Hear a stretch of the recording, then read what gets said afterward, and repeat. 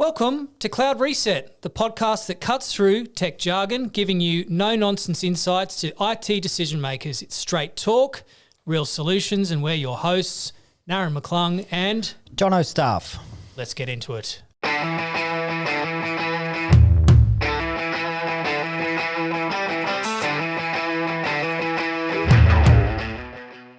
Welcome to the very first episode of Cloud Reset, straight talk, real solutions.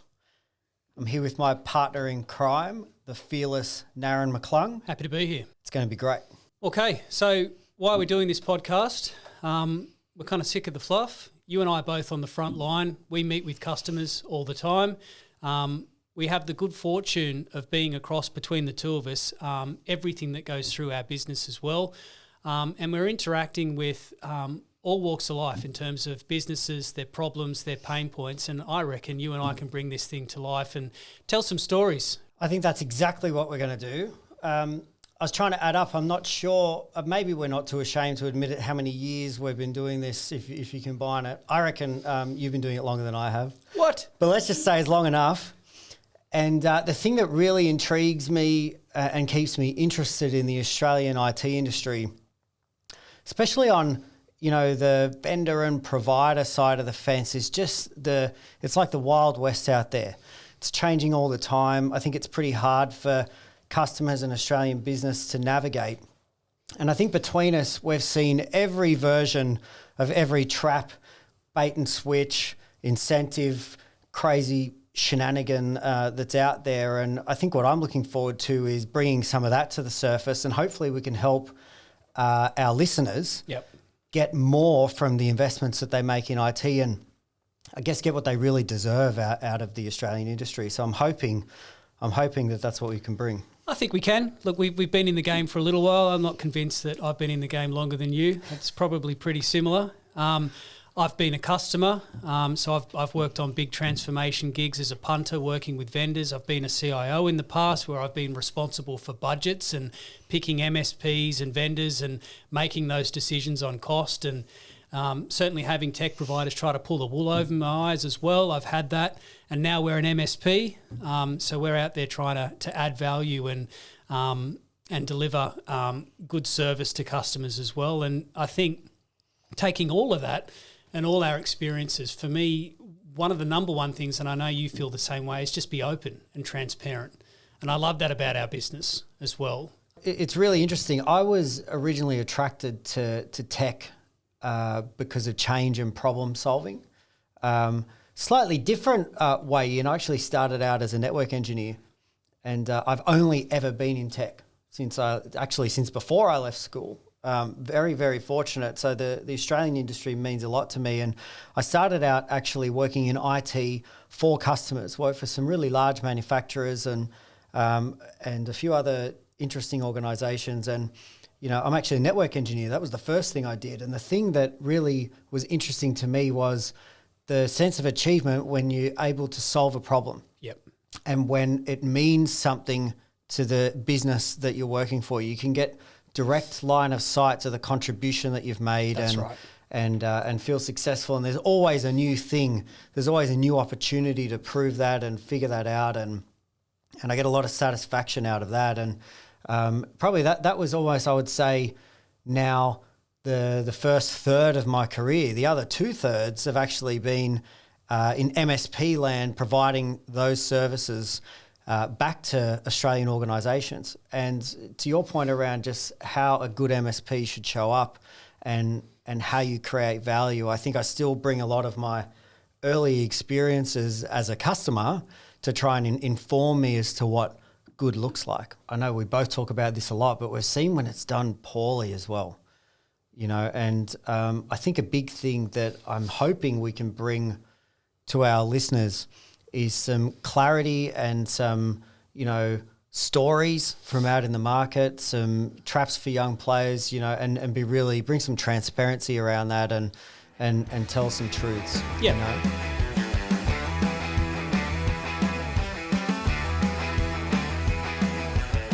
All right, well, current events then. We should, it'd be remiss of us not to talk about some pretty topical things. I think in the last 6 months, there's been some huge disruption in the tech industry. And probably the thing at the top of my mind, and a lot of customers and potential customers that we're talking to want to talk about this, and that is Broadcom's takeover of VMware. Yep. And what's going on in the market. And, there's been a lot of people commenting on this probably when the news was pretty fresh. Yes. And I think there was a lot of acute pain with, a lot of uncertainty, and both customers and providers and MSPs and partners not really sure about what the future looked like. Yep. In terms of how much they were going to have to spend or what product they were going to use. But we're probably, I'd say, nearly 6 months in now. The dust is settling and there's some interesting developments. And I noticed in the press about a week ago, pretty interesting, coming out of AT&T. Yep. Not in Australia, but, I think it's in Europe. Yep. AT&T actually suing Broadcom over contract bullying. Yep. Now, that's quite an interesting development. Look, we kind of saw this coming, really. I mean, there were rumblings in the market this sort of thing would happen. I would say let's be really honest and transparent about our own business, right? I mean, we preside over one of the largest private clouds in the country. We had a long-standing VMware relationship, and Broadcom absolutely disrupted our own customer base. The way the economy's been going and inflationary pressures, we've seen the price of pretty much everything go up. Yep. And in a lot of cases, CPI increases, power's gone up, licensing has gone up. Microsoft's issued a couple of price rises, but everybody's sort of used to that. This one felt very different. Well, it was material, wasn't it? I mean, we weren't talking about percentage points here, right? We're talking about orders of magnitude for some customers on their licensing costs. And if it's not budgeted, it's probably coming at a cost of something else, right? And if we think cost of living pressures, well, cost pressures for businesses, and these are businesses that are still trying to find budgets for improved security posture and security tooling and buying SOC services and all the things that were the previous hot topics in market. I mean, what do we see? Two key drivers, cost and risk, right? So it was risk, and then all of a sudden for these customers, cost became a factor because Broadcom's pulled the wool out from underneath them. Yeah, it's the rug. Sorry, it's pretty incredible. Like if you look at some of the recent data that's been released around just economic growth in Australia, I think it's some of the worst numbers we've seen since recession times in the early 90s. So, I know certainly the majority of customers and potential customers I'm talking to are most interested, first and foremost, in how do they reduce their costs. That's right. When it comes to IT. And for a lot of these organisations, IT is one of the biggest cost items that they deal with outside of salaries and rent. Just look at the life cycle of a deal, Jono, that you and I work on, right? So firstly, we know that the timeline to close a deal is influenced by market confidence. We know that. There's more deliberation. It takes longer. It goes through more approvals. I can't remember the last time you and I worked on a deal that didn't involve the CFO. There was a time when that didn't happen, right? There was a time when there would be delegation underneath the CFO sufficient to get a contract signed. It's pretty rare these days, isn't it? Like the approvals seem to be going all the way to the top, and the scrutiny on cost, and rightly so, is significant. Cost and risk. And funny, actually, risk tends to sit with the CFO as well if there isn't a CISO in play. So these are interesting times. Yeah, that's right. I think a lot of providers would be doing well to be pivoting into that conversation and looking first and foremost in their own backyard, but also looking at how do you show up and create value for a customer. Yep.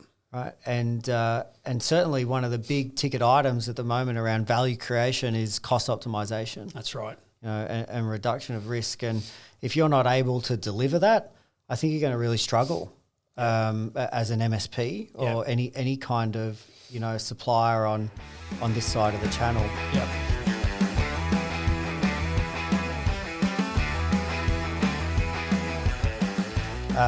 It speaks a little bit as well. We've got some recent customer stories, but off the back of VMware sort of proving that anything can happen. Yeah, for me, that was a guy who's been doing this nearly 20 years, was around when we first started virtualizing servers. I've seen every iteration of infrastructure as a service, and then hosting, and then we called it cloud, and all the rest.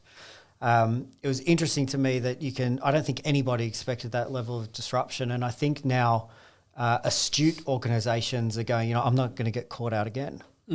And to me, that's driving a lot of the conversation around, I don't know, the term that I would like to use is workload portability. Yes. Especially this is particularly when it comes to cloud hosting and what's going on in your data center, what's going on with your mission critical application workloads and data.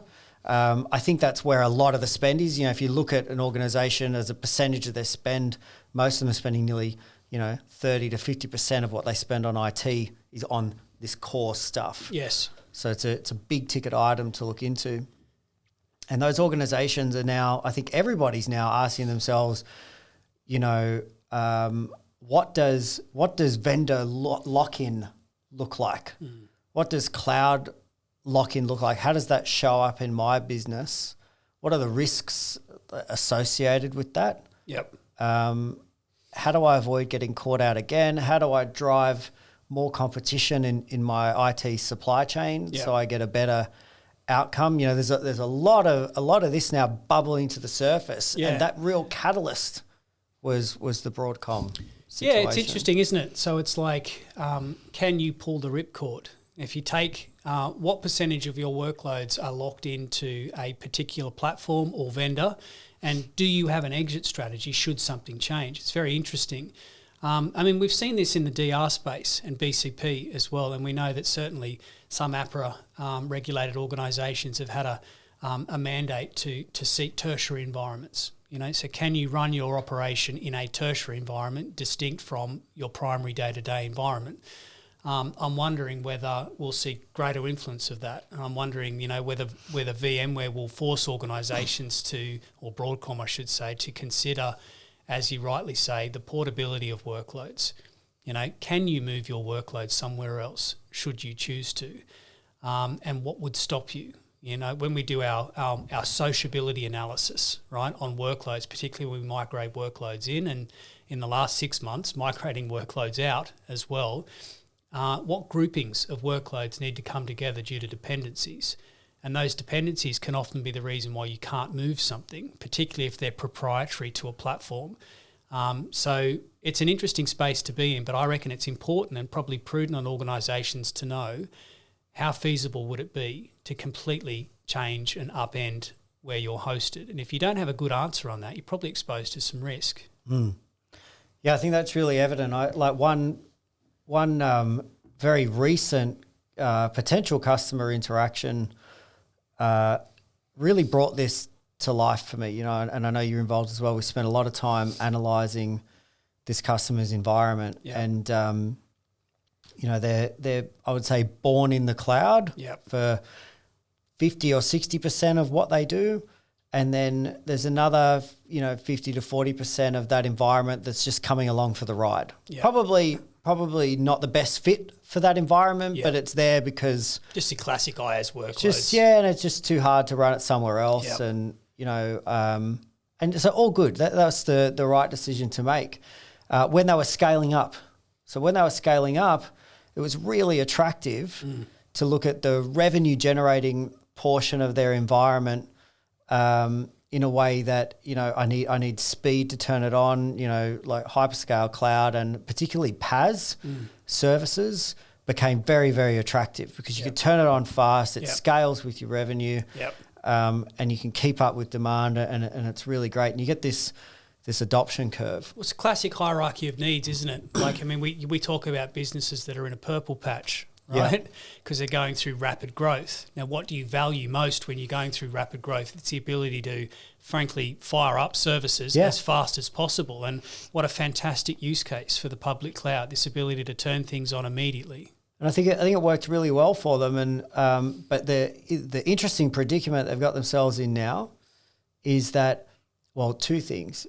One, I think, sales has softened, revenue growth has softened. We've seen that across the market. We just talked about the slow rate of economic growth, and that hits everybody everywhere to some degree. And And now there's a real desire from that business to start looking at their margins and their profits. Going, well, let's bring it to life. How do we actually make more money out of this thing if it's not growing faster? We still need to grow our profit. Our shareholders demand it. Yes. So you got this interesting situation now. Yeah, and the thing that was really apparent to me was they're doing everything right. Yes. So we looked under the bonnet, and this IT team are doing everything right. Yeah, savings plans, pulling all the right levers. They're optimized. They're turning stuff off when they're not using it. They're right sizing things. Actually doing a reasonable job of operating this thing. But the thing, that strategy has been in place, and they've got maturity around operating that environment. They've scaled it over 5 years, 6 years, 7 years.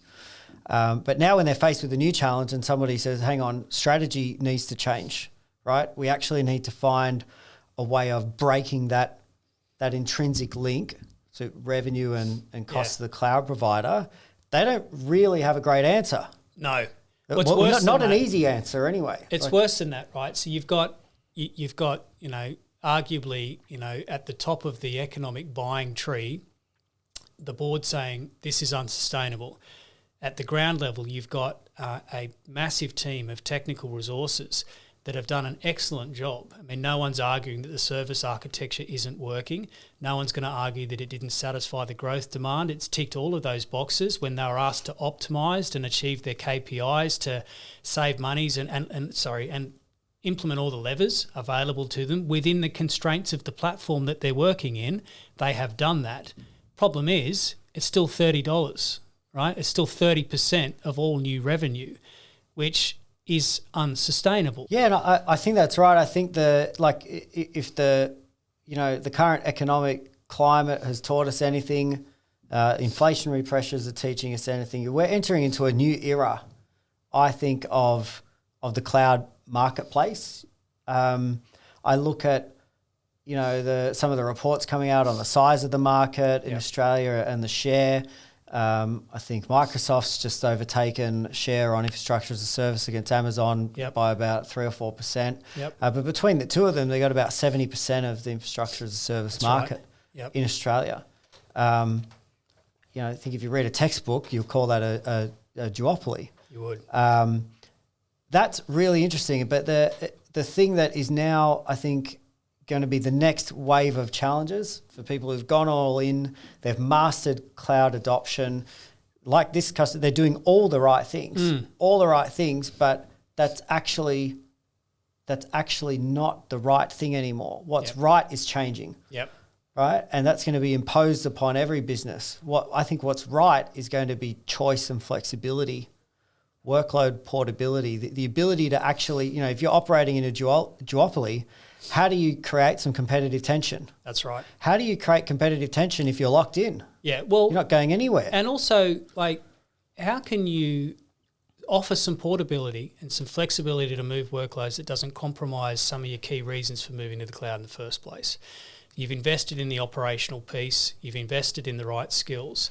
How can you hang on to that, yet have the freedom and flexibility to put workloads somewhere else that could allow you to enjoy a significant cost saving? Yeah, I think, and there's going to be a bunch of things driving this too. It's not just cost, it's risk. I think you mentioned APRA before. Some of the new CPS 230 regulations or, compliance items that you need to look at. A really interesting one that's in there, I've had 3 or 4 conversations about this with different APRA-regulated businesses. They're going, well, actually, we need a strategy to recover our environment outside of our primary. That's right. Platform provider. The tertiary driver. I haven't met a customer yet who's ready to comply with that in earnest. Yes. I think it's barely worth the paper it's written on right now. That's right. It's almost nigh on impossible. Yeah. Especially if you've architected and rightly so, done a great job. You've architected mission critical apps to leverage vendor specific PaaS offerings that they just don't exist outside of that platform. Yes. So now you got a lot of questions about re-platforming, re-architecting. Yes. What do containers do? How does that work? Yes. I think that's so there's a risk and compliance issue here as well. Yeah, that's right. Look, I think I don't know, the amount of customers that will have a DR strategy yet never execute it, and even in the face of outage as well, would be reluctant to really pull the trigger and move workloads and services to another environment. You just don't see it that often, whereas customers of ours that have got, let's say, a true hybrid architecture with a consistent operational experience have actually got the flexibility that they need. They know that they can move workloads, and yes, there will be some proprietary specific services that have to live where they live, but what percentage of workloads is that, right? Is it 50%, or is it really only 20% or 30%, in which case having that freedom and flexibility to move the rest should you choose to, and you may choose to do it day one, but you may want to be able to do it at the drop of a hat should circumstances change. And we go back to our original point with Broadcom and VMware, can you face a challenge like that, and do you have options, or does it represent too significant a change for your business? Yeah, I couldn't agree more. Okay, so look, we've talked a good game here about cost and risk. We've talked about the perils and the risk exposure being locked into any one provider. I guess now's probably a good time to talk about, well, what should organisations be doing, at least based on our experience, and how do we mitigate this risk? Yeah, I think this is so important, and it's going to be coming up again and again. If we just look at that previous potential customer example, by all accounts, that team's doing a great job of managing their environment. I think it's going to be incumbent upon IT leaders to change what a great job looks like, right? A great job needs to be all of those things, great FinOps, great compliance, well-architected environments, all of the good stuff. But we need to be incorporating a measure around the ability to run multiple platforms. Yep. The portability of your app, the ability to then leverage that to generate competitive tension in your supply chain, give you options, the ability to pivot in response to new legislation or a huge price increase from your hypervisor vendor. Yes. If you don't have this level of portability baked into your environment, and you're not measuring your teams on that in real time, and setting proper targets around that and redefining what good looks like, I think you're going to be a sitting duck. It's like a workload agility metric, isn't it? If you think about the example that we were talking about there with the customer, 30 cents on the dollar, etc., they had a limited band of success. Their ability to affect any kind of cost improvement and optimization was constrained by where they were, which means they needed to look elsewhere, right? They came to us to help them to provide a platform plus one approach to that didn't compromise why they moved to cloud in the first place. So it's about cloud agility. And it's not, this is not a new concept if we think about containerization. I remember when that was first born, every vendor, every customer was saying, hey, listen, containerize your apps, move them anywhere, won't be locked into any one provider, etc. Problem is you can't containerize everything, and there's an overhead in doing so. And I'm not poo-pooing containerization. It has its place. It's just not one size fits all. What we're talking about here is at a higher level, right? And where if you have multiple platforms that can offer as a subset of service and capability, yes, containers may be one option, but it could be simply moving IaaS workloads to somewhere that's more appropriate if they're static, for example. If they're storage hungry, we know storage is expensive in the public cloud, for example.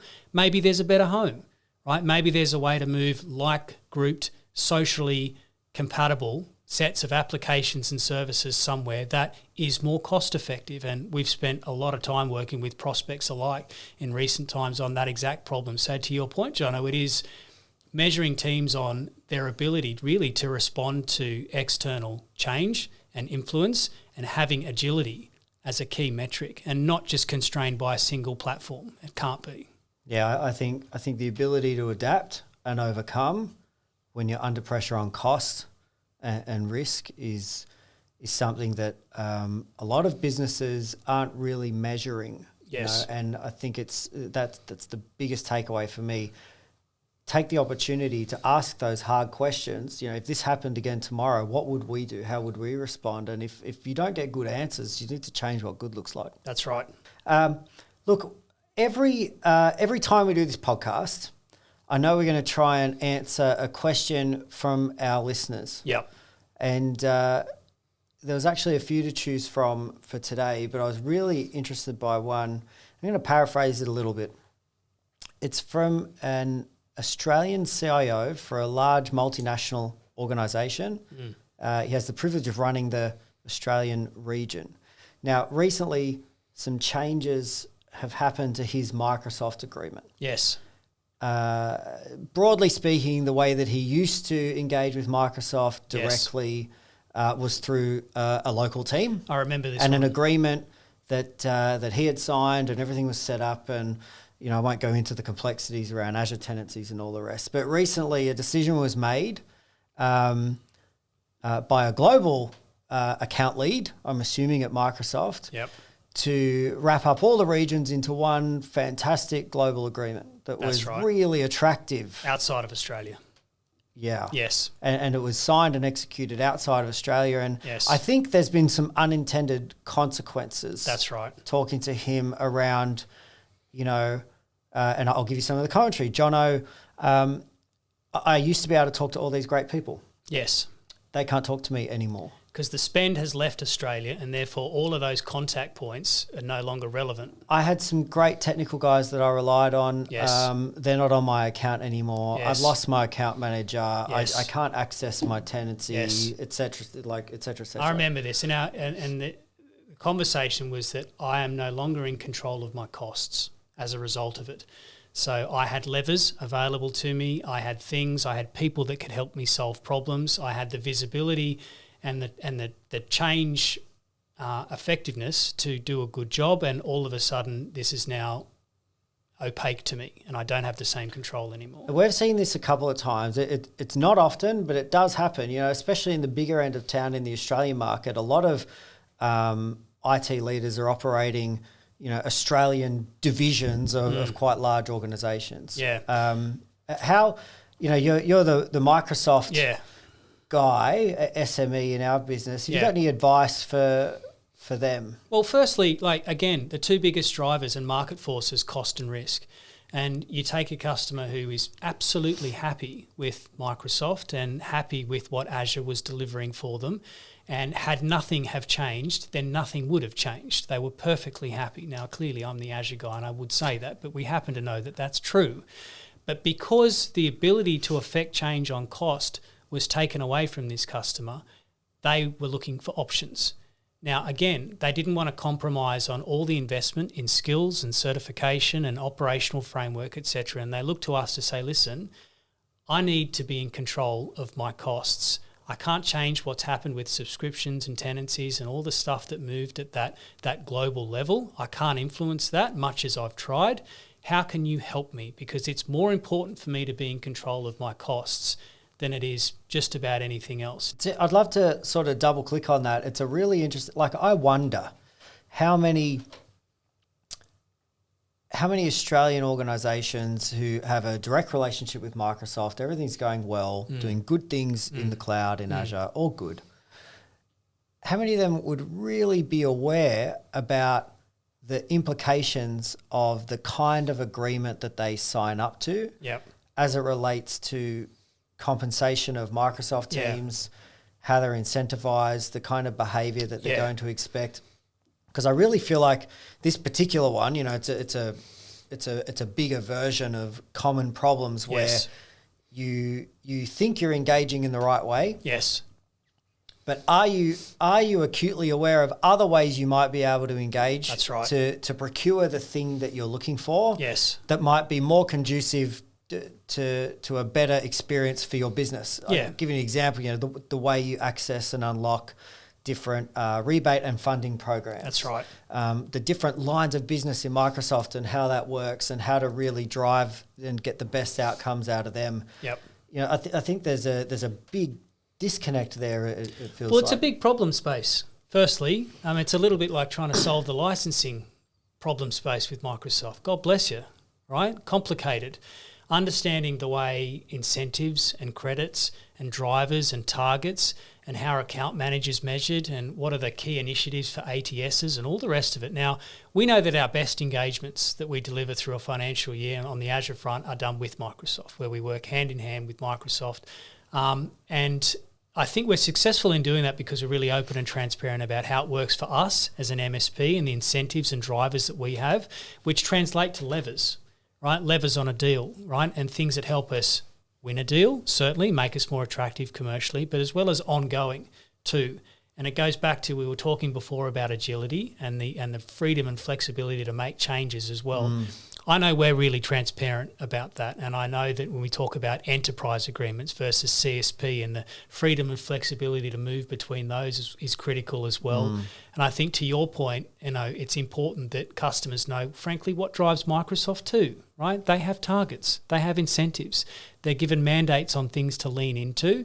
At the moment it's AI wins, for example. That's one of the things that they're really interested in. Once you understand what drives them and what motivates them, you can really get the most out of them as well. And good Microsoft reps will be really open and transparent about that. I know that our working relationship with Microsoft and the way we show up to customers, we're going to expose that anyway. And I do wonder, if you look at the Australian market, that's at the big end of town, and it's a global, decision and situation, and there's procurement departments and specialists involved. Most of the Australian market are mid-market size organisations, Sure. but by comparison, they're not ASX top 300 type organisations. So we're a smaller dynamic market in Australia. What advice would you have for a mid-market business who doesn't have a professional procurement person and department to manage this process, to understand, like it's their, in those organisations, it's their job to understand how to push those buttons and get the most out of their suppliers. If you don't have that, do you have any advice for a customer who's thinking about how what kind of construct commercially they should be engaging with Microsoft? Yeah, look, it's tricky, isn't it? Because Microsoft will have its own rules on the size of the organisation, the number of users, etc., expected spend, and there are so many different ways that you can present not just a commercial but a working relationship too. In some cases, it may make perfect sense for the customer to engage directly. And do you know what? They may choose to. It's a little bit like religion sometimes. Like when you and I both know that when we come across an organisation that wants to engage directly, it's just a control thing, right? Maybe it's something they're used to from a previous life or job, etc. I'm not going to change their mind on that. I'm not going to say, hey, listen, please work with us and we'll manage the Microsoft relationship for you. You're not going to change their mind on that, and nor should you. But I reckon it's prudent upon us, certainly as a service provider, to lay it out as an option and say, look, you've got an EA path here, you've got an MCA path here, there's a CSP path. Certainly as it relates to CSP, and I know that we open book everything, right? So we will say as a Tier 1 direct CSP provider, this is the margin we play with. This is what it looks like. This is what we care about. We're a managed service business. We want to retain you forever as a very happy managed services customer, and therefore we have the freedom, frankly, flexibility to expose all of that to a customer, and I think they appreciate that. But it's tricky, with Microsoft, because there are so many different ways to present it, and I think more often than not a customer will have a view on the direction that they want to go. It's not always black and white either. So like us being a CSP provider for a customer doesn't preclude the customer from having a direct working relationship. In fact, quite the opposite. We'll help build those bridges, right, and expose them to people perhaps that they weren't exposed to previously. So it's very subjective. There's lots in it, but openness, transparency, and if you've got a vendor who's prepared to open the books and show you where all the credits are, all the incentives, and again, if you can align to Microsoft's drivers as well, you'll get more from them. There'll be programs, there'll be special things, right, and if you're properly engaged, it'll be obvious how you can untap those resources. Yeah, I think that's a great bit of advice. If I had to sum that up, I'd say if you're thinking about making some of these decisions, ask yourself and ask your team, do we know how to get the most and the best out of this relationship with Microsoft? Yeah. John, we're going to wrap up episode 1 of Cloud Reset. We talked about a few things, disruption in market with VMware and Broadcom, and just, all the pleasantries and unhappiness, etc., that goes along with that. I will say one thing, it's nice to see change as well. I hate it when it's change that's, off the back of massive cost increase, particularly that's unbudgeted for customers. Nobody wants that. But certainly for those organisations out there, there are options. right? And it puts into frame the importance of having portability. We've talked about that as well. The fact that, if you're locked into any one platform, you have less options, right? And we talked about the example of our customer, 30 cents on the dollar going to cloud provider is unsustainable for them going forward. Having been through their purple patch and their growth phase, they're now at a point where they're reconciling and they are deliberating on those decisions, and they realise that actually by only having one platform available to them, they don't have the options they need to solve their economic problems going forward, I think, which is critical. And then I guess the final piece we talked about is, and again, it comes down to change as well, so the customer that we're working with that had all their cost controls taken away from them, wasn't their fault, decision by Global to move costs and spend to a bucket outside of Australia meant that their close and intimate working relationship with Microsoft disappeared. You take somebody's cost control away from them, you're taking a core pillar of how they deliver success for their business away from them. And for this customer, and for no other reason, certainly no dissatisfaction with Azure as a platform, they're looking for options because they can't address cost, just like they couldn't address risk either as a separate conversation. Cost and risk, the two biggest drivers in market at the moment. So agility, I think you raised a really good point before talking about how do we measure the teams. Is your team measured on the ability to respond to market forces and change and external influences? And if you're not, maybe you should be. Yeah, look, couldn't agree more. I think it's been a really good conversation. Real customer stories really bring this to life. I think for me, the biggest thing that we need to be focused on, especially right now, is value creation through the reduction of risk and the effective management of cost. Yep. When it comes to tech spend. That is the thing I think that's going to move the needle for every organisation. Yes. Look, that's a wrap for our very first episode of Cloud Reset. Thanks everyone for sticking with us. I think we've only just scratched the surface. I think things could get pretty controversial because we're pretty open to taking questions from anybody about anything. Yep. So that could get dangerous. I'm looking forward to that. And don't forget, each episode we're going to be looking for the toughest questions to answer. That's right. And look, please reach out to us. Hopefully you've seen this perhaps via LinkedIn. If you have, connect with us, ask us questions. And make sure you subscribe because you need to get the alert for the next episode, something that's really on our mind I'm excited to talk about, and that is AI washing. Feels like AI everything at the moment. Everything, every vendor, every MSP's promising the world with AI, Jono. Surely they can't all be right. Straight talk, AI thinks. Real things. What is it? What's real? Why should anybody care? That's right. How to avoid the We're going to get right into it. What have we done with AI? What are we seeing? What's real? What's cost effective? What isn't? Let's talk about all of it. I'm ready. I'm ready too. Yeah, buckle up. Let's get crazy. Thanks again for tuning into Cloud Reset. We'll be back next time with more straight talk and real solutions.